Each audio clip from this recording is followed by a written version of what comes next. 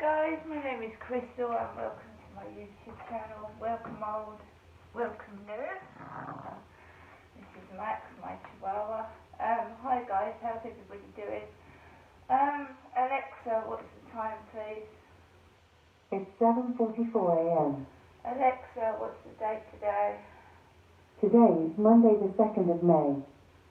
And it's Bank Holiday Monday. Alexa, what's the weather like in Rochester? In Rochester, it's 9 degrees Celsius with partly sunny skies. Today's forecast calls for more of the same, with a high of 16 degrees and a low of 7 degrees. Alexa, thought of the day? Here is your thought for May 2nd. From Albert Einstein, life is like riding a bicycle. To keep your balance, you must keep moving. Life is like riding a bicycle. To keep your balance, you must keep moving. That's what I did yesterday, and now my legs and my bottom are sore. Right, guys, so we're going to go back to a few days ago when I went to see my mum, Jennifer. So my mum ordered me a taxi for 11. I asked her to order it for 11 because I think 11:30 is too late. By the time you get up there, it's gone lunchtime and half the day's over nearly already. So a taxi came and we had a very chatty taxi driver. I waited outside holding Max in my arms, outside down the bottom. And he looked like an ex-pop star, pop singer. He had his shades on, very chatty, and he sounded like he came from London. And he got into the taxi. He said, "Oh, this place is lovely," like they all do. And I had a chat with him about, the place isn't soundproof and it's very irritating and annoying. You've got the railway station at the back and all that. And he told me to do something about it, like they all do. But I've tried and I'm not getting anywhere at the moment. Anyway, he said he introduced himself as Scooby-Doo. And of course, Scooby-Doo is a slang word for being nuts, like fruitcake is, and KP nuts and that sort of thing. So he said, all the taxi drivers have got call signs. He went, "Mine's Scooby-Doo." And because he's dog friendly. And he was joking with the call operator that Max was a lion. Yeah, I've got a lion in the back of my car. He's tiny, isn't he?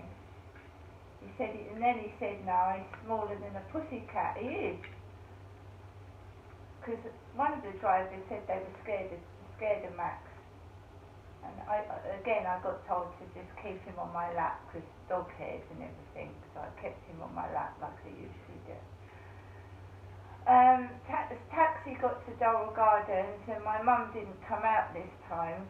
She's been coming out of the door and she didn't this time. She didn't come out the door, so I paid the taxi driver. Went inside. My mum was looking very, very pale. She was really badly pale and anemic. Sat down and my mum's like, she's getting very anxious and cross at the moment. She said no one is still helping her go through Dad's stuff. She needs help getting rid of his scarlet red Toyota car, and she needs help getting rid of shutting his bank accounts down, and no one's helping her. And my dad's been dead since August last year.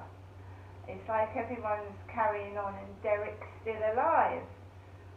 And I don't like to keep saying it, but I saw Derek's dead body in the Co-op funeral director's office in the Arethusa room. I saw his coffin lid up against the wall with Derek Trower, died 25th of August 2021. And it's very upsetting seeing all these doubles of my father, like there was yesterday, doubles of my dad. My dad had a beard. My dad was 6'2". I'm 5'5". I'm tiny compared to my father. So when my father Derek took me to these holiday caravan parks and in quotes abused me, he was a giant 6'2" man. I'm 5'5", and my mum's 5'4". Jennifer's 5'4". So we had this big, tall man towering over us. I can talk about it now because my father's dead, right? I used to get threatened to shut my mouth, right? Now that, you know what I mean? He used to tell me and my mother to shut up. Right, so later on, Mum ordered a takeaway from Sandhu's Takeaway in Gillingham. She ordered 2 burgers in a bun with salad for me and chips, and I had a can of Sprite, and I sat down and ate that. The delivery driver was a Sikh man, elderly in his 60s. He knocked on the door, he spoke to my mum, Jennifer, gave her the takeaway. I came out like sometimes my dad used to do and said, "Hello, I'm Jennifer's daughter," and then I went back into the living room where Dad used to sit near the French curtains, and I sat down. Mum brought the takeaway in, I ate it out of the takeaway box. Talking Pictures was on telly with old films on, flicked over through various news channels, Sky Channel, BBC News Channel, TV News Channel, all the news channels, and just sat, whereupon my mum talked and talked and talked, and she said Derek had abused her in several accommodations where she lived, and people used to watch Derek hitting her through the windows, and when she screamed, people did nothing. That's what my mum said to me about my dad. Now I know firsthand because I was a little girl and my dad used to punch my mum in the face and put a towel around her mouth and try to suffocate her, right? Because that's what domestic violence is, and I witnessed it as a kid. And when I got married, I got domestic violence committed against me. And men go for your face because they don't want another man to look at you, so they hit you in the face and ruin your looks. It's not rocket science when you go through other people's videos to see that the majority of cases are where men punch women in the face, give them black eyes, smash their teeth, they go for their face. Katie Piper. So no other man will look at you. So every man I've gone out with, not every single man, but I mean every man that's committed domestic violence on me, has gone for my face and head. And there is not enough done to protect men and women and same-gender couples and even mothers and fathers being protected about. You know, you can get violent children that attack you. There's not enough done to protect people from this violence. The perpetrators not only need to go to prison if they've disfigured somebody or hurt them, they need rehabilitation like a drug addict or an alcoholic. Because some of them have learnt it from first hand when they were a child and they've seen domestic violence themselves. It's a learned behaviour. Violence is. You learn it of somebody or something you've seen. Right? If they need help, serious help, you don't hit people when you get cross. You don't strike out and hit somebody and hurt them.